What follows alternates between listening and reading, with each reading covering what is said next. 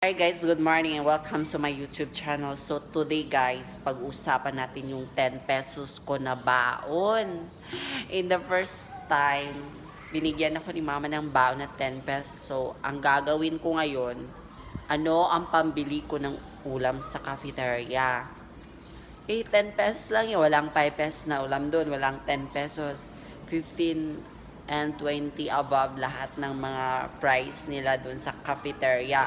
So, nag-alala ako baka hindi ako gusto ng crush ko. Sa ganda kong ito, char lang.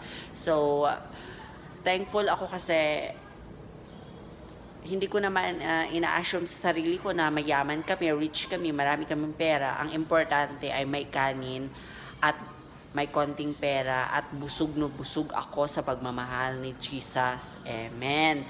So, yun lang guys. At huwag tayong maarte. Kung anong meron, yun lang.